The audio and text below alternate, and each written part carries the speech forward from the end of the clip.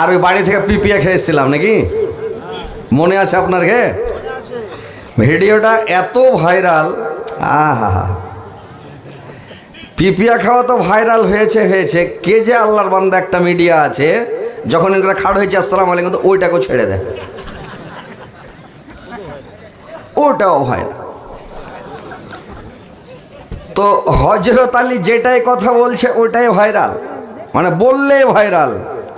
সুর করে ছাড়ছি ওটাও ভাইরাল, এমনি একটা করে কথা বলে ছাড়ছি ওটাও ভাইরাল। মানে বললেই এই যে সব নকল করতে শুরু করছে, আর তহমন চড়ে তলে বাতা শুরু। এইগুলা কি ঝামেলা যে ভাই কহেন। আমি কথা বলছি, অজনসেদ করছি, মানুষকে হাদিস কোরআন দিয়ে বুঝাচ্ছি।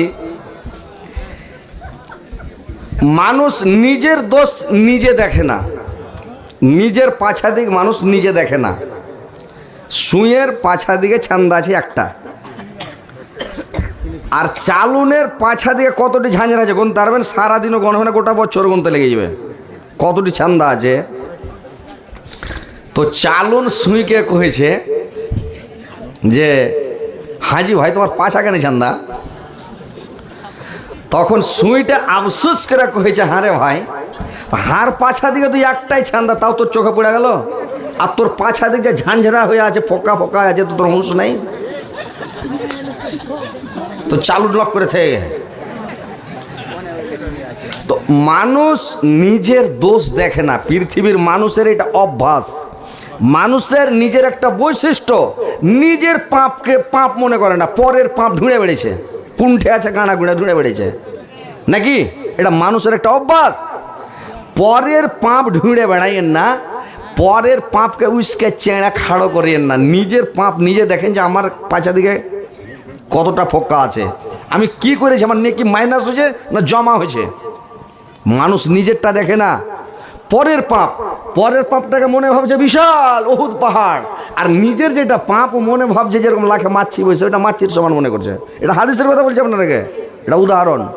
যে নিজের পাপটাকে মানুষ মনে করে মাছির সমান, কি হবে কি হবে, তোমার পাঁচ হাজার রাষ্ট্র মিশিং শুরু হবে, মরার পরে কবরে শুরু হয়ে যাবে মেশিং, আর তুমি মনে ভাবছো এটা কি হবে।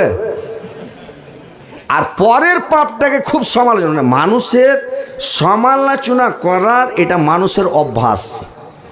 আমি কি কোনো এই যে 2 ঘন্টা 3 ঘন্টা ওয়াজ করি, যেমন আজকে ধরেন যতক্ষণ বসে থাকবেন ওয়াজ চালাবো ঝাঁটিয়ে, কিন্তু এই যে ওয়াজ গালা মানুষের অভ্যাস খারাপ, তো আমি কি করবো বলেন?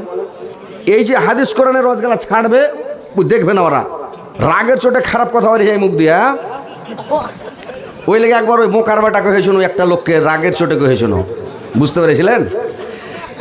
2 ঘন্টা 3 ঘন্টা ওয়াজ করবা, ওয়াজ গেলাম ছাড়েন, ইউটিউবে ফেসবুকে ছাড়েন, ওটা দেখবে না। এই যে হাসির কথা, মজাকের কথা, একটু চুটি 2-3 ঘন্টা বক্তব্য দিলে মানুষকে একটু মন ফিরি যদি না করবেন তো বসে থাকবে। এখন এতটি লোক, আপনারা হাজার হাজার লোক বসে আছেন কার লেগে? হযরত আলীর লেগে।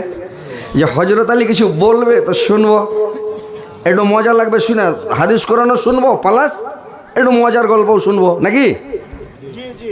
তো একটা দুটা যদি মজার গল্প বলছি তো মিডিয়াওয়ালা ছাড়ছে, তো মিডিয়াওয়ালাকে একবার করে দোষ আছে যে এরা খালি কেটে কেটে ছাড়ছে, এটা একবার রাখছে মনটা।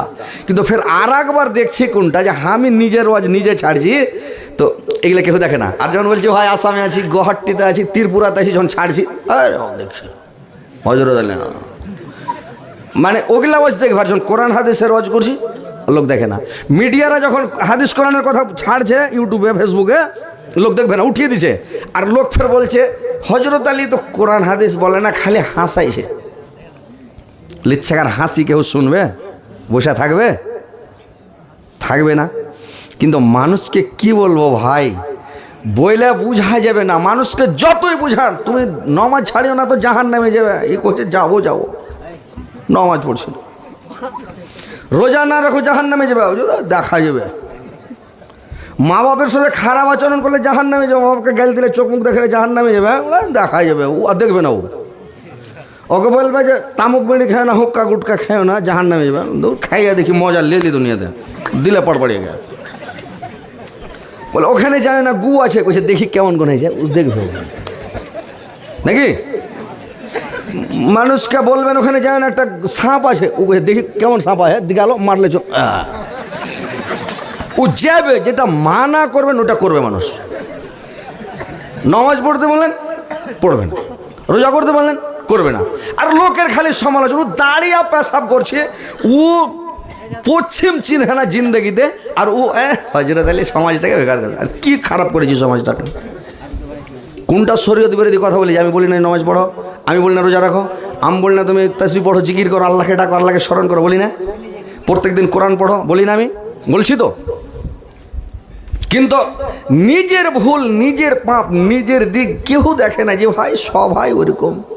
কাকে কি কহিবেন? মানুষকে যত বুঝাবেন ও বুঝতে চাহে না, মানুষ বুঝতে চাহে না। বুঝতে পেরেছেন? যেটা মানা করবেন ওটাই। এটা হাদিসের কথা না, একটা উদাহরণ দিছি। একটা দু বন্ধু, দুটা দোস্তের মধ্যে একটা দোস্ত মরে গেছে। একটা দোস্ত মরে গেছে, তোকে কবরে নামার সময় ওর মোবাইল পড়ে গেছে কবরে। ওই জন্য নামালছে, ওর মোবাইলটা পড়ে গেছে পকেট থেকে। মাটি দিয়ে চলে এসছে, বাড়ি আসার পরে দেখছো তো মোবাইল নেই। মৌলভী সাহেবকে যা কয়েছে, ইমাম সাহেবকে যে মাওলানা, আর কবরে তো কিন্তু মোবাইল পড়ে গেছে, কি করব? তা এই কয়েছে দেখ একটা কাজ করবি। এটা কিন্তু হাদিসের কথা বলে না, আমরা একটা উদাহরণ দিচ্ছি আর কি বুঝাইবার লেগে। এই কবরে তখন মৌলভী সাহেব বলে আস্তে করে করে পাটাতনকে হটাইবে সিথানের দিক থেকে, পৈথানের দিকে যায় না, একটু করে হটিয়ে আর ওই মোবাইলটা হাত বাড়িয়ে খালি উঠিয়ে নেবে, কিছু কোনো রকম করে উঠিয়ে এলে ঢেকে দেবে। আর লাস্টটাকে যদি যেরকম দেখতে পাবে ওরকমই দেখতে দিও, কিন্তু কিছু করিও না। তুমি যদি কোনো অবস্থায় দেখতে পাও হাত দিবে না, ওরকম তুমি চলে আসবে। ই কবরে হটিয়ে যদি দেখছে ভিতরে, তোর বন্ধু নেই, লাস্টটা নেই। ই খেপা কবরে নেবে, যদি দেখছে পাঁড় দিকে, তো বাড়কা ন্যাশনাল রোডের মতন আছে। হু কইছে সালাকে দেখি কোন দিকে ঢুকে যায় ভিতরে, চলে যায়। যেতে যেতে খানিক দূরে যে দেখছে তো ফুটানির হাট, মানে গুদড়ি লেগে আছে ভিতরে, বাজার একটা। তো বাজার যে লেগে আছে ভিতরে, তো ওই বাজারে যাই কি করেছে দেখছো, ওর বন্ধু এক কোনাতে বসে আছে, যেটা মরেছিল বসে আছে। ওর সাথে দেখা বন্ধু এই ঠেকে নে খুঁজে, হাত তোমাকে কবরের নামাইবার সময় আর মোবাইল পড়ে গেছিলো, তো মোবাইলটা উঠাইবার লেগে তোমার কবরে ঢুকছে, তো তোমাকে দেখতে পারো না, তখন চলে এসেছি ভিতরে ঢুকে আছে, দেখছি তো বালকা রাস্তা আছে, তো চলে যাই। দেখি মুলবি মানা করে সকে যে ঢুকবে না, কিন্তু ও ঢুকবে, দেখছেন যাবে। এবার যাইয়া তখন ওর দোস্তের সাথে, মরা দোস্তের সাথে দেখা দিয়ে গল্প সল্প হলো। দেখ কয়েছে বন্ধু তুমি গোটা বাজারটা ঘুরো, দিয়ে চলে যাও, তাড়াতাড়ি দেরি করিও না, এটা দেরি করতে হবে না। আর বাজারটা ঘুরবে কিন্তু কোনাখানে যায় না, কোনার দিকে যায় না। বলে কেনে? তোমাকে মানা করছি যায় না। কইছে সালা মানা কেন করলো, ওখানে যাবো। এই দেখেন মানা কেন করলো, ওখানে যাবো। ওইখানে গেছে, দুনিয়াতে একজনের কাছে পান খেয়েছিল, দুজনের 2 টাকা পাইত, তখন 1 টাকা করে পান ছিল ওই যুগে। খপ করে ধরে গেছে, তুমি তো টাকা দাওনি। কইছে না, একটা কাঁচি টাকা কপালে বসে চাক্কা করে গোসখানি কেটে গেছে, যাও। ই তখন খেপা গোসখানি কেটে চামড়াটা কেটে দিয়ে ঘুরে তখন বাড়ি। ই ওর দোস্তের কাছে আসছে, তো কইছে তোমার এই কেন অবস্থা, তোমাকে মানা করলো, দুনিয়া ঘুরো, ওইখানে যায়। আমি জানি যে ওখানে লোকটা বসে আছে, তোমার কাটবে চামড়া, তুমি কেনে গেলে? আমি কইছি দেখি কেন মানা করলে, যে দেখি অবস্থা। মানুষের এটা অবস্থা হবে। লুত আলাইহিস সালামের কমকে বলেছিল যে পালাইবে যখন, লুতের কমকে পাছে ঘুরে দেখিও না। আর স্ত্রী কইছে দেখি কেন মানা করলে, ঘুরে দেখি। লুত আলাইহিস সালামের স্ত্রী ঘুরে দেখলে ওই যে মাটিকে উল্টাল ছিল, ফেরেশতারা পাখা ঘুরে কিনা উল্টে দেখলো, আযাব এসেছিল আল্লাহর। তো যদি না দেখতো ঘুরে পারলে যেত, তো পালিয়ে যেত। কিন্তু ওই যে ঘুরে দেখলে ওই আযাবে গ্রেফতার হলো, ও উল্টে গেল, শেষ। তালুত আর জালুতের একটা লড়াই হয়েছিল, একটা নদী পার হইতে হবে, ওয়াড়কা নদী। তো ওখানে আল্লাহর অর্ডার হলো তোমরা নদী পার হবে, কিন্তু এই নদীর পানি কেউ খাবে না। তো ওখানে অর্ডার হলো যে পানি খেয়ে না, এরা কইছে মানা কেন করলে, খেয়ে দেখি। তো ওরা কইলে খুব যদি খাও তো এক খাবল খাইও, মানে উঠিয়ে 1 খাবল খাইও, বেশি খাবে না। ইয়ারা কইছে খাইতে কইলে তো মানা করলে, তার একটু খেয়ে দেখি, আর একটু খেতে লাগলো। খাইতে খাইতে খাইতে খাইতে হাতে উঠে, আর আল্লাহ আর 30টা বাড়িয়ে দিয়েছে, হাতে উঠে আর পোষায় না, মুখ ভুড়িয়ে দিলে, লোদ দিতে মুখ ভুড়িয়ে দেওয়া লাগলো টানতে। এমন পানি টানে আর কিড়কিড়া মাছের মতন পেট কুমখা খালি ফুলে চলে যায় টিকটিকে। মানে এত মজা লাগছে। 80,000 সেনার মধ্যে 20,000 বেঁচে ছিল, 60,000 সেনা ওখানে ভাটাভাট পেট ফুটা ফুটা মরেছে, সব ধ্বংস হয়ে গেছিল। তো মানুষের এটা অবস্থা যে মানুষকে যেটা মানা করবেন ওটা ওরা করবে। তো ওই লোকটা মানে এই আপনার একটা উদাহরণটা দিলাম যে যাকে যেটা মানা করবেন ওইটা ওরা করবে। ভাই বুঝতে পেরেছেন? আমি বক্তব্য ধরিনি, আপনারা খালি এটা এটা একটা শোনাছি আপনারাকে, আপনারা এইটা ফের মনে করেন এইটা আপনারাকে বক্তব্য এখনো ধরিনি, বক্তব্য ধরছি। আর মা বোনেরা তোমরা পালায় না, তোমাকে ওয়াজ করবো লাস্টের বেলা একটু শোনাবো, শুনে যাবে, তোমরা পালায় না। আর আপনারাও বসে থাকবেন ধৈর্য সহকারে, আপনাদেরকে আমি ওয়াজ শোনাবো, আপনাদেরও সম্পর্কে কথা হবে ইনশাল্লাহ, ওয়াজ শোনাবো, আপনারাও শুনবেন। মা বোনেরাও আপনারা পালাবেন না, আপনারাও বসে থাকবেন ইনশাল্লাহ, শুনে যাবেন। জালসা শুনতে এসছেন, কিছু নেকি, কিছু সওয়াব, কিছু কামিয়ে যাবেন এখান থেকে। তো আপনারা বসে থাকেন। আর আপনারা ওখানে যে দাঁড়িয়ে আছেন, এই সাগা দিকে বসে যান, সামনে বসেন, এসেন, খাড়িয়ে থাকেন না ভাই, আসেন আগা দিকে বসে যান, আসেন। এর আগে যা করবেন আর কথা শুনবেন না ভাই, বুঝতে পেরেছেন? ওই একজনা বিয়ে করে নিয়ে এসছে,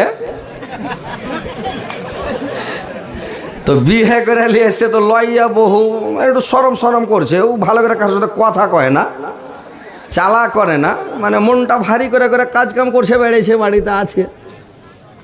তোর স্বামীটা কইছে, আরে তুই চালাও করিস না, কথাও করিস না, হাসাহাসি করিস না, ব্যাপারটা কি? কইছে আজ সরম লাগছে, নতুন মানুষ সবসময় হেসে খুশি বেড়াবে, ভালো লাগে না। পাগলি, এখন আনন্দর জীবন, সুখের শান্তি, একদম আনন্দ, হেসে থাক। বহুত আনন্দ করেছে সারাদিন এরকম করিয়া,